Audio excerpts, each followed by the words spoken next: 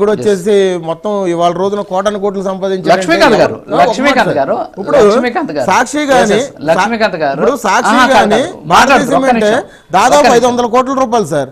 సాక్షి గాని భారతీయ సిమెంట్ గాని అంటే ఇప్పుడు సరస్వతి పవర్ చూసుకోకర్లేదా, ఇందిరా టెలివిజన్ ఇప్పుడు ఇట్లాంటివన్నీ చూసుకునే వాళ్ళకి కొన్ని వాటాలు కూడా కొన్ని అనుబంధ సంస్థల్లో కూడా ఉన్నాయి సార్. మరి అవన్నీ ఇప్పుడు చెప్పాల్సిన అవసరం ఉన్నాయి కదా. బహిరంగంగా రేఖలు రాసుకుంటున్నప్పుడు లక్ష్మీకాంత్ గారు ఒక్క నిమిషం, లక్ష్మీకాంత్ గారు ఒక్క నిమిషం, నాకు ఒక ఇది మెసేజ్ ఒకటి వచ్చింది. జగన్ మీద ఉన్న కేసులు కూడా షర్మిలకి పంచండి, ఆస్తులు ఇచ్చేయాలి, అవే ఆస్తుల మీద ఉన్నటువంటి కేసులు ఉంటే అవి జగన్ భరించాలా, అసలు ఏంటిది అంటే ఆస్తులు అడుగుతున్నారు కదా, మరి కేసులు కూడా తీసుకోవాలి కదా, అదే ఆస్తుల మీద ఉన్నటువంటి కేసులు అవి మాత్రం జగనే భరించాలా అనేసి ఒక ఆయన కామెంట్ పెట్టాడు. ఒక నిమిషం మోహన్ రెడ్డి గారు మీరు ఆగండి సార్, అరే మీరు ఆగండి సార్ ప్లీజ్, దానికి ఒకటి ఆన్సర్. ఒక నిమిషం మోహన్ రెడ్డి గారు ఒక నిమిషం ఉండండి సార్ ప్లీజ్, నాకు కామెంట్స్ చదవమని కొంతమంది చెప్తూ ఉంటారు, అందుకనేసి దానికి ఒక్క 1 minute లో మీరు మాట్లాడితే క్లోజ్ చేసి నేను వేరే బ్రేకింగ్ ఉంది, బ్రేకింగ్ వెళ్ళాలి. మాట్లాడండి.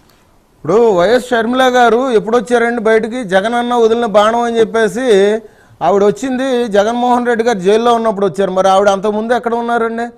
ఇప్పుడు నేను ప్రధానంగా ఇప్పుడు వరకు కూడా అందరూ మాట్లాడే మాట ఏంటి, రాజశేఖర రెడ్డి గారి హయాంలో ఆయన దోచుకున్నదంతా కూడా జగన్మోహన్ రెడ్డి గారి పేరు మీద కంపెనీల పేరిట ఆ వాటాలన్నీ దాంట్లోకి పంపించారని చెప్పేసి మాటనే కదా ప్రధానంగా ఇక్కడ వినిపిస్తుంది. ఇప్పుడు ఆ తర్వాత వచ్చిన షర్మిల గారికి ఈయన జైల్లో ఉన్నప్పుడు షర్మిల గారు పార్టీని భుజాల మీద వేసుకున్న షర్మిల గారి మీదకి ఏ విధంగా వస్తాయండి కేసులు? నేను అందుకనే అంటున్నా కదా, ఇది కుటుంబ రాజకీయం, మనం మాట్లాడకూడదు, కానీ కూటమి మీద దుమ్మెత్తి పోస్తున్నారు కాబట్టి ఇప్పుడు ఇవాళ రోజున వీళ్ళందరూ కలిపి బయటకు వచ్చి చెప్పాల్సిన సమయం, వీళ్ళు మాట్లాడాల్సిన సమయం. ఇప్పుడు జగన్ గారికి ఇప్పుడు ఏదో 32 కేసులు ఉంటాయి, ఆ 32 కేసులు కూడా లేదమ్మా నువ్వు 16 తీసుకొని 16 తీసుకోవడానికి ఈ చట్టాలు సార్ ఇవి ఎట్లా కుదురుతాయి? ఇక్కడ స్ట్రాంగ్ గా చాలా ఇంతకుముందు 11 ఈడీ కేసులు కూడా ఉండే జగన్మోహన్ రెడ్డి గారి మీద. మరి ఆయన శుక్రవారం కోర్టుకు రాకుండా మరి ఆయన అధికారంలో ఉన్నప్పుడు ఏ విధంగా ఎగ్గొట్టేవాడు అనేది కూడా తెలుసు సభలు పెట్టుకొని. ఇప్పుడు లక్ష్మీకాంత్ గారు టైం అయింది.